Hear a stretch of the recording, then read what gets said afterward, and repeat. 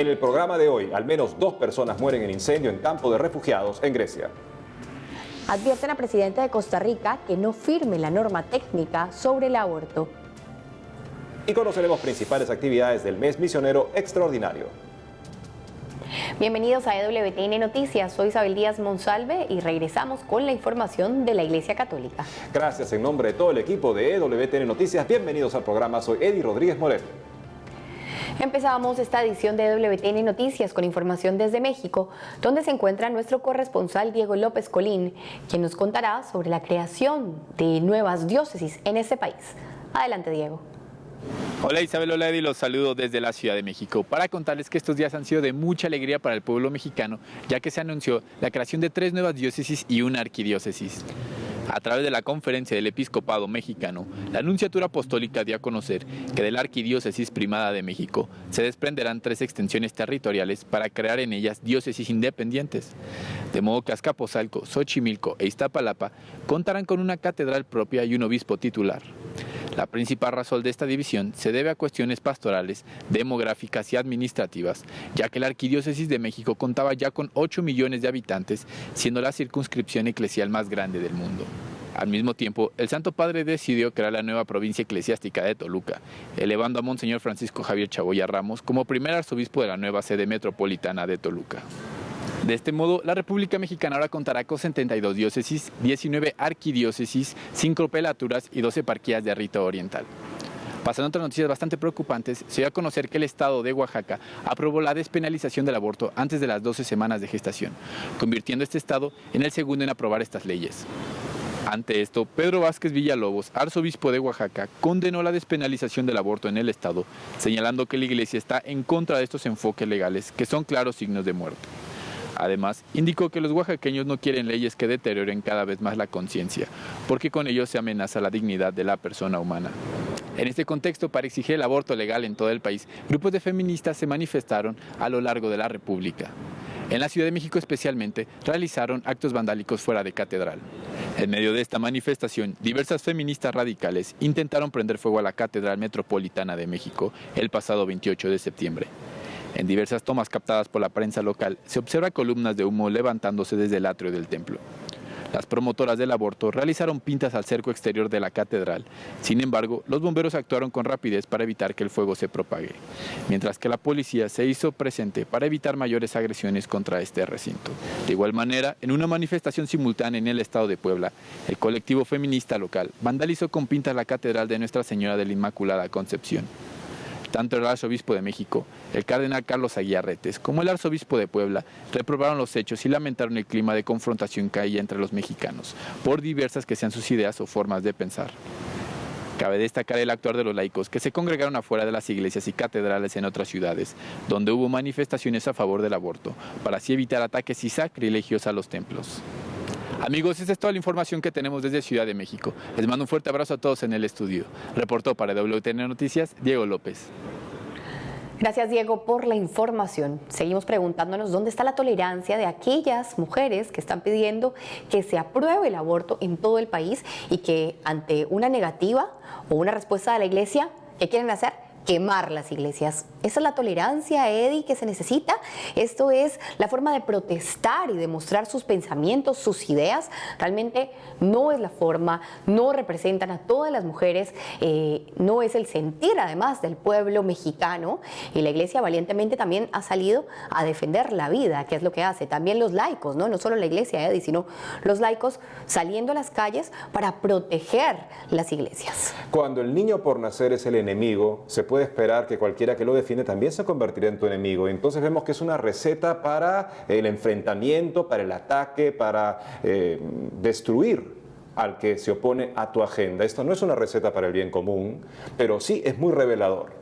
Lamentablemente las personas que promueven este ataque contra la vida humana también promueven un ataque contra cualquiera que la defienda. Esto ha quedado muy claro en esta ocasión en México y nos hace ver a todos lo que está en juego, defender los fundamentos de una sociedad que respete el bien común a partir de los más vulnerables que están siendo atacados por la agenda abortista.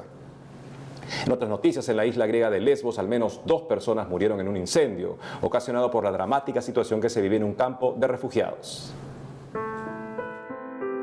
Al menos 2 personas murieron en un incendio en el campo de refugiados de Moria, ubicado en la isla griega de Lesbos. Y es que el pasado 29 de septiembre, un enfrentamiento entre la policía griega y los migrantes por el hacinamiento en el que se encuentran provocó un siniestro en varios puntos del lugar. Los inmigrantes, en su mayoría afganos, pedían ser trasladados a otros países de Europa, ya que las condiciones de vida en el campamento son cada vez más difíciles. Muchos de ellos llevan más de un año esperando recibir una respuesta a su solicitud de asilo. La vida aquí no tiene ningún significado. Todos sufrimos. Para todo tenemos que hacer cola. Para las duchas, para el uso de los baños, para conseguir comida, tengo que hacer cola durante 8 horas, todos los días. Es en este sentido que las autoridades griegas se esfuerzan por gestionar el flujo de inmigrantes, el cual en los últimos meses ha experimentado un aumento en las llegadas, pese a la existencia de un acuerdo entre la Unión Europea y Turquía para controlar las costas turcas y evitar que el flujo de inmigración se desborde.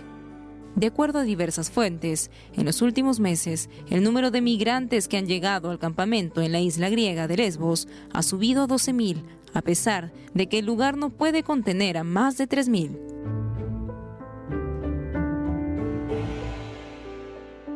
Ahora les contamos que como inicio del mes misionero extraordinario, octubre de 2019, Vatican News informó que ocurrirán 3 acontecimientos que destacarán esta celebración. Conozcamos cómo vivir este mes en la siguiente nota.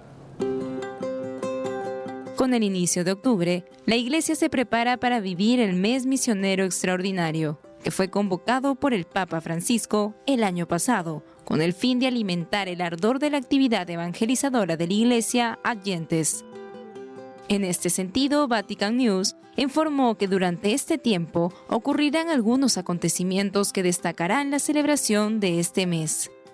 A partir de este 7 de octubre, en la Basílica de Santa María la Mayor, se realizará un rosario internacional guiado por el cardenal Fernando Filoni a las 3 de la tarde.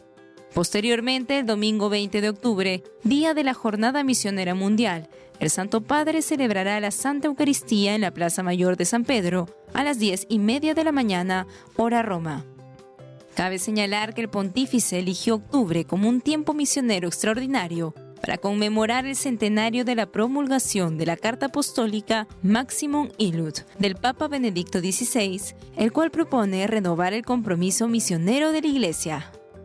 En ese sentido, el Papa Francisco invitó a vivir con más intensidad el camino de preparación y realización del mes misionero extraordinario a través de 4 dimensiones, que son el encuentro personal con Jesucristo vivo en su Iglesia a través de la Eucaristía, la oración personal y comunitaria, el testimonio de los santos, mártires y confesores de la fe y la formación misionera. Ahora nos enlazamos con nuestra corresponsal en Costa Rica, quien nos hablará sobre el aniversario de la proclamación de la Virgen de los Ángeles como patrona del país. Adelante, Anastasia. Hola amigos, les saludo desde la ciudad de San José en Costa Rica y les informo que este año se cumple el 195 aniversario de la proclamación de la Virgen de los Ángeles como patrona de Costa Rica. La historia cuenta que en el siglo XVII una niña llamada Juana Pereira se encaminó a recoger leña y en su sendero encontró una imagen tallada de piedra. Era la Virgen con el niño. Encantada con su nueva muñequita, Juana la tomó y se la llevó para su casa, donde la guardó en un baúl.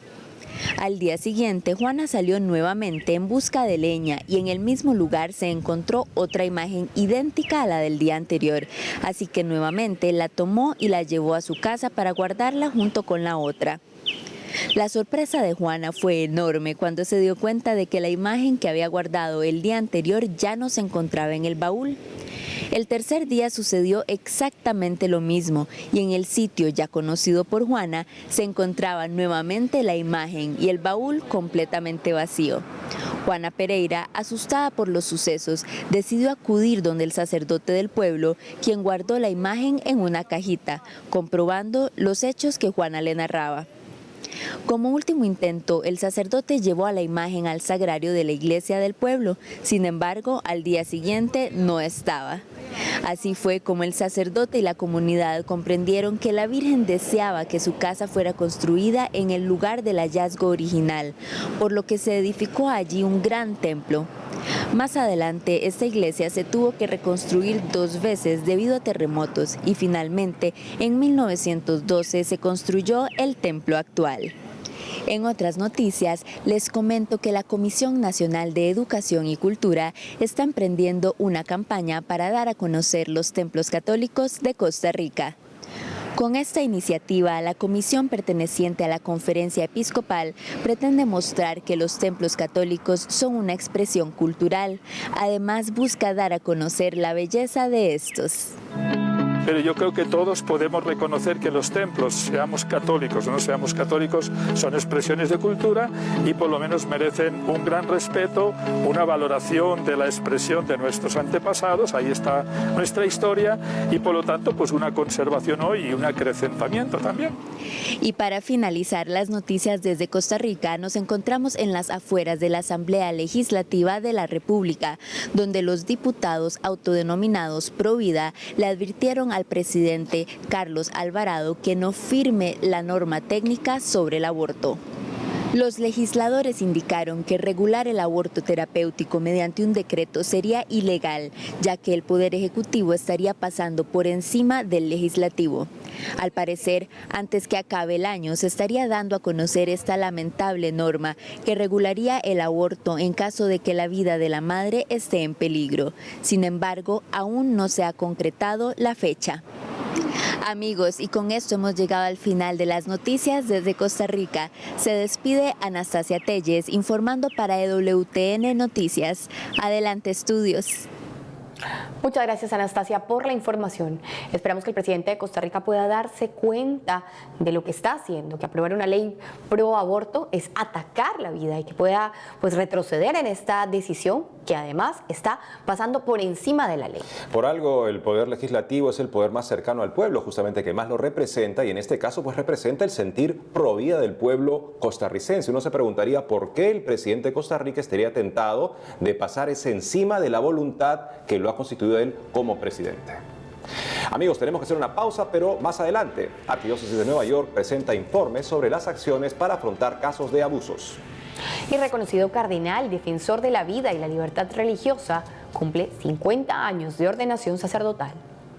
Ya retornamos con más noticias de la Iglesia en el mundo.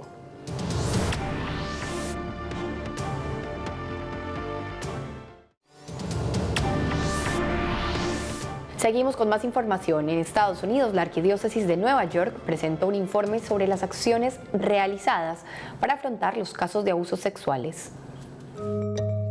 En una conferencia de prensa se presentó un informe sobre las acciones que se han venido realizando por la Arquidiócesis de Nueva York desde hace un año para afrontar las denuncias de abuso sexual. La investigación fue encargada a Barbara Jones, es jueza federal, quien informó que la Arquidiócesis Católica se encuentra cumpliendo con sus obligaciones para responder a la crisis de abuso sexual.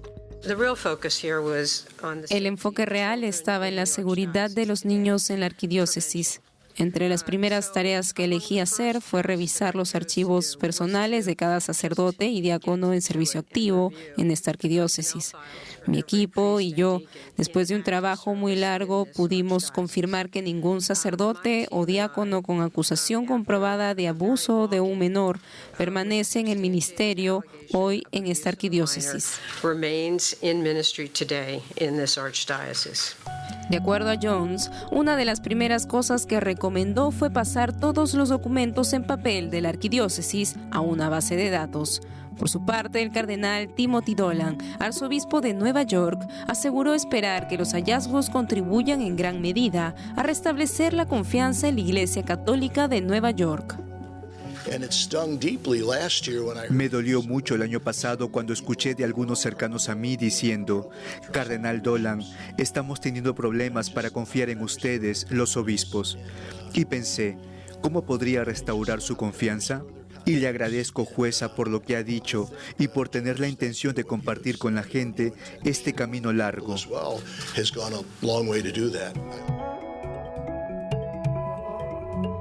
Da esperanza que la Arquidiócesis de Nueva York pueda mostrar cómo está trabajando para acabar con los casos de abusos dentro de la Iglesia. Realmente el poder tener a personas laicas que trabajen, que los ayuden, el poder exponer también las cifras actuales con las que cuentan, pues da tranquilidad y es un paso de esperanza para decir, mira, podemos volver a confiar en la Iglesia.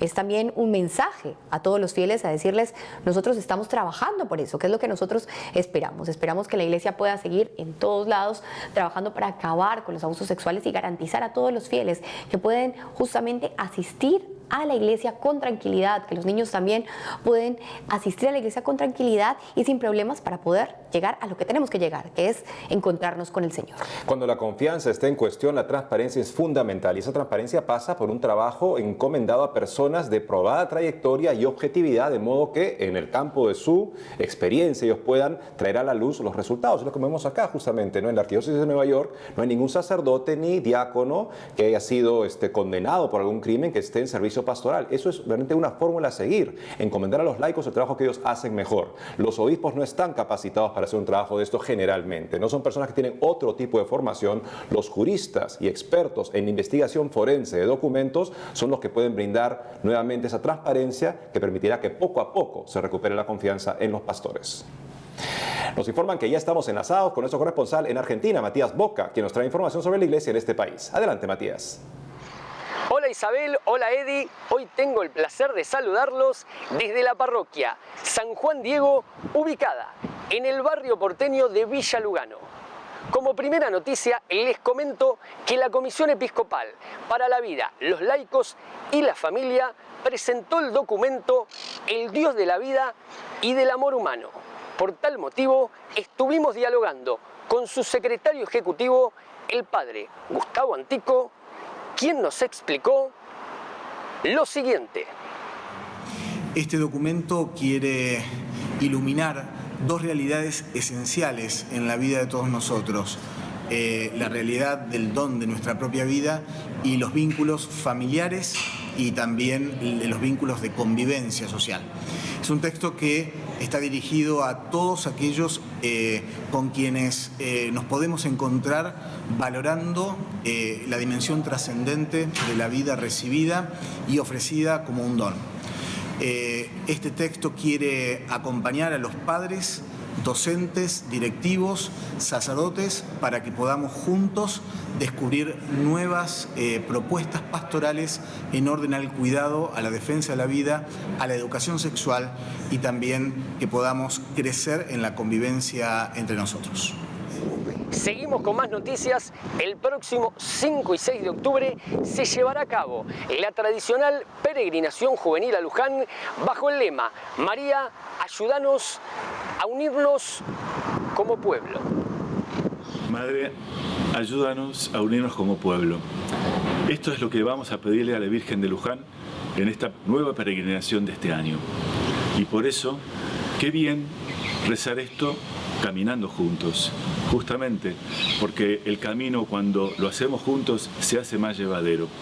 No es fácil avanzar en estos días, se nos hace duro el camino, pero como siempre decimos, aunque el camino sea duro, si voy acompañado, ya somos dos que estamos ayudándonos mutuamente a seguir.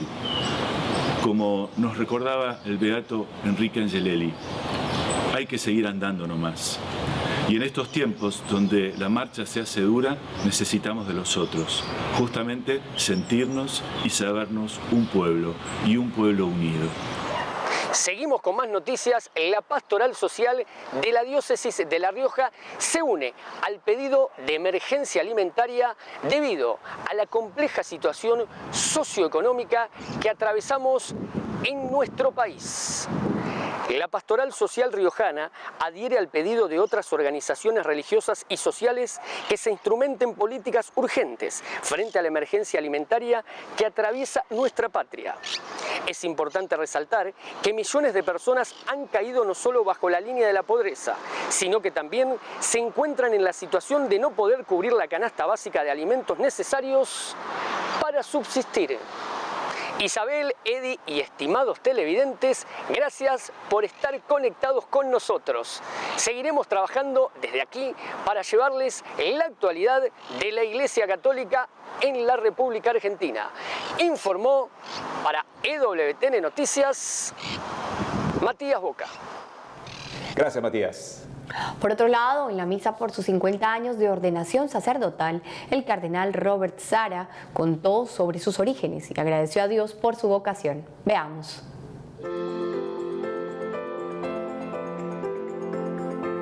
El cardenal Robert Sara, prefecto de la Congregación para el Culto Divino y la Disciplina de los Sacramentos, celebró este fin de semana en la Basílica de San Pedro del Vaticano una misa de acción de gracias por los 50 años de su ordenación sacerdotal y los 40 de su ordenación episcopal, en la que mostró su agradecimiento a Dios por las obras que hizo en él. Y es que con gran emoción el purpurado contó que nació en un ambiente humilde y pobre como el de Nazaret, en una cultura animista y pagana, pero Dios lo hizo cristiano y lo transformó de la nada en su siervo y en su hijo amado por medio del bautismo y de la ordenación sacerdotal. En este sentido, el cardenal Sara pidió oraciones por su servicio para que mediante la fe y la amistad del pueblo de Dios pueda elevar al Señor su agradecimiento por este día. Finalmente, destacó que Dios es maravilloso y sorprende con sus decisiones, generosidad y su amor por cada persona en especial. El cardenal Robert Sara, prefecto de la Congregación para el Culto Divino y la Disciplina de los Sacramentos, nació en el pueblo de Uros, en la Guinea Francesa, en 1945. Actualmente es uno de los cardenales más importantes de África y la Iglesia Universal. Además, es conocido por ser un firme defensor de la liturgia, el derecho a la vida, la familia y la libertad religiosa. 50 años de ordenación sacerdotal, toda una vida entregada al servicio de la Iglesia. Nuestras oraciones por el cardenal Robert Sara y por su testimonio para que siga guiando con fidelidad y trabajando con fidelidad y valentía en la Iglesia. Ahora les contamos sobre un proyecto que ayuda a mujeres embarazadas en situación de vulnerabilidad en España. Se trata de la Fundación Red Madre, que lleva más de 10 años apoyando a las mujeres que se plantean abortar. Y para conocer más sobre este interesante proyecto está con nosotros conectada vía Skype Amaya Azcona, directora general de la Fundación Red Madre en España. Amaya, te damos la bienvenida a EWTN Noticias. Muchas gracias. Amaya, cuéntanos en principio cómo nace esta Fundación Red Madre y cuál es su principal objetivo. Sí, Fundación Red Madre nació en el año 2007 por la ausencia de apoyo y de ayudas de la administración pública e incluso de la sociedad civil a las mujeres embarazadas que sufrían dificultades para llevar a término su embarazo. Por otro lado, ¿nos podrías contar cuáles son algunos de los puntos más importantes que abordan en la red con el fin de ayudar a las madres en situación de vulnerabilidad? Sí, la primera causa o misión por la que nacemos es acompañar emocionalmente a aquellas mujeres que se han quedado solas y que afrontan el embarazo sin apoyo familiar o de sus parejas o de sus maridos. Por lo tanto, ofrecerles apoyo emocional, pero también un apoyo legal, psicológico y económico. En realidad es ver todas las situaciones de la mujer y ofrecerles salidas, soluciones a cualquier problema que tenga. Finalmente, Amaya, ¿cuántas mujeres embarazadas en situación de vulnerabilidad han ayudado hasta la fecha? Y en ese sentido, ¿cuál es la realidad de las mujeres que se plantean abortar en España? Desde que comenzamos, a más de 100.000 mujeres. En el último año, que es el 2018, hemos ayudado a 25.000 mujeres. Y la realidad de la mujer en España frente a un embarazo inesperado es de mucha dificultad. Hay muchísimas presiones del entorno, de la familia, de las parejas, también del entorno laboral para la que la mujer no continúe el embarazo porque no se considera el embarazo como un bien social sino como un mal para la mujer. Y nosotros consideramos que esperar un hijo, dar a luz un hijo, es un bien para la mujer y para toda la sociedad. Y por eso trabajamos en apoyar a todas las mujeres que se encuentran solas. Amaya Azcona, gracias por habernos acompañado en WTN Noticias y por favor, para aquellas personas que quieran ser parte de esta red, ¿nos podrías decir cómo podrían encontrarlos? Sí, la mejor manera es entrar en nuestra página web www.redmadre.es y ahí nos encontrarán. Estamos en toda España, en 40 asociaciones que nos ayudan a acompañar a las mujeres. Muchas gracias, Amaya, nuevamente. Muchas gracias. Gracias, Amaya.